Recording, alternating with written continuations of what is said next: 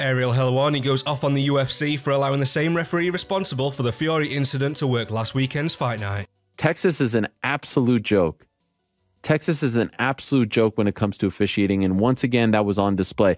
Not only in the main event with the 48-47, they had Dan Miragliotta judging UFC fights.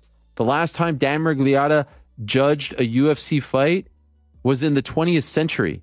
Maybe I shouldn't complain, because here's the worst thing about it all. And the UFC can't wash their hands of this. No more. You guys have seen clearly the Fury FC. I mean, the thing has like 2 million views on Twitter. One of the most disgusting moments in the history of MMA.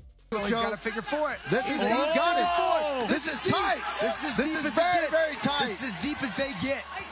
Wow, squeezing with everything he has. He is out. Vasquez is asleep. He is out. Is he out? I think Vasquez. Is he out? No, he's not. He's moving his hands. Oh, man. Oh, he's breathing like he's out. He's breathing like he's asleep. Look at his leg. He's out. He is out. He's out. I think he's asleep. He's out. Oh, no. Yeah, he's out. Wow. He's out. Frank, he's out. He's out. He's out. Frank, what? Oh, my gosh. Frank, it's done. Frank, it's done. What are you doing? It's done. I think he's tapping with his What foot. is he doing? So it's crazy. Tap. Oh, my gosh. What is happening? Frank Colazzo. Where it gets worse is the next night, the UFC is in Texas. That fight was in Texas. That referee worked the UFC card. He worked as a judge. How in the world did that guy work the next night, a UFC event? Where's the statement? Where's the sanction? Where's the accountability? Where's the reprimanding? Why is it that every time we go to Texas, it's these characters that have no business reffing or judging UFC events when they have no business not only reffing or judging UFC events, they shouldn't be reffing or judging the freaking strip mall karate classes. Ridiculous. Fighters deserve better. They deserve to have their safety looked after in a better way, and they deserve to know what the hell is going on when their fights are being judged. And on the Weighing In podcast, while discussing the same incident, Josh and John put a portion of the blame on the winning fighter for not letting go when his opponent was out cold. But I trained long enough and with enough people, and I've choked enough people unconscious, be it a triangle, be it a rear naked choke, be it an arm triangle. There was not one time that I did not realize, oh, he's out when they went out. Now, it might not have been the second they went out, but you can feel it. You feel the difference in their body, because their body, the tightness stops, and you can feel that. Josh, am I saying something that's not true here? This is, at the end of the day, it's a sport. And that fighter being choked unconscious that long, I don't give a shit who you are. You have to have some sort of heart and just realize that you could be doing brain damage to this young man for the rest of his life. Maybe he has kids. Maybe he's got a wife. Maybe, maybe she's pregnant. Like, those are all things that go through my mind. Like, sure, of course I want to win the fight, but at what expense? I mean, at what expense? Now, I've seen. I can go on the other side too, where I've seen idiots go like, "Oh yeah, I'm hitting him too many times with some shots. The ref won't stop it, and they just turn around and tap out." That's just you being kind of like, you're trying to be the holier than thou person. I've seen guys do that inside the cage. I'm like, what are you doing? Just take him down, then hold him down, get the submission, work your way to an advantage, whatever it is. In this scenario, this guy was out so long. And I blame the ref, 100% I blame the ref. I blame the commissioner that was totally on the outside. But I blame the fighter also, because there was a moment there where he's looking right at the fighter. When the fighter fell to his hips, he's looking right at the fighter. When he's on his side. And he's on his side. He drops to his hip, falls to his side. You can see there is no facial reaction. You know what that means? He's not struggling to get out. He's asleep.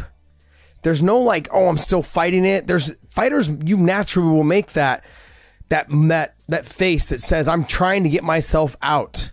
I'm doing something to fight this off. I'm pinching my shoulders. I'm pulling on the knee. Any of those things. He wasn't doing any of it. I blame the fighter too. Dan Hardy is the new head of fighter operations for PFL Europe, and during an interview with Middle Easy, Dan shows confidence in the PFL signing heavyweight champion Francis Ngannou.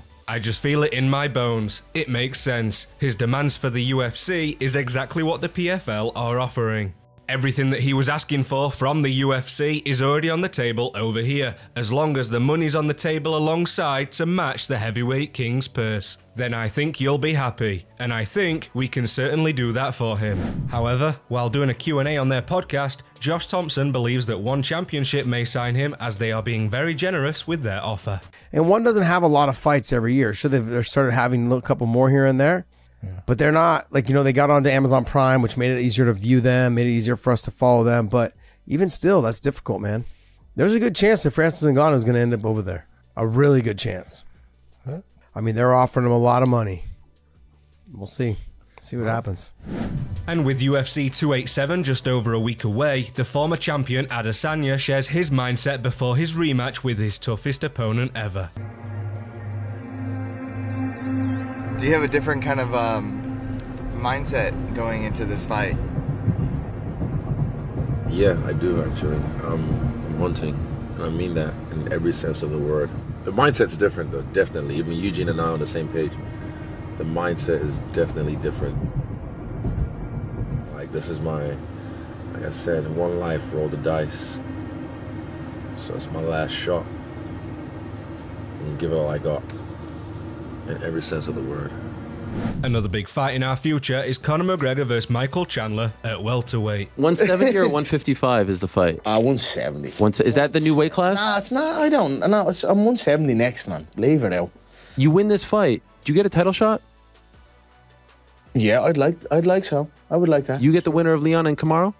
I may be present for the card. And it'd be good to watch that welterweight title for sure. While speaking with MMA Fighting, former title contender Gilbert Burns gives his prediction for the fight and says McGregor is now only good for one thing. The only thing he can do at 170 is make whoever's the champion rich. I hope it's me, but if it's Leon, if it's Colby, whoever it is, you're going to get a lot of money. But I don't think it's going to be a hard fight. Whenever McGregor is committed to training, no whiskey, no crazy stuff, if they lock him up and this guy's focused on training, he's very dangerous. But I don't think that's the case. But that's at 155. At 170, it's a whole different game. We're all like 190 pounds, lean, mean, fighting the best guys in the world, and this guy thinks he's going to jump out of the yacht and beat me. Beat one of the top 5. He should try. He's welcome to try. But I guarantee anyone in the top 5 will finish him inside 3 rounds. He's done. I think it's going to be a first round fight.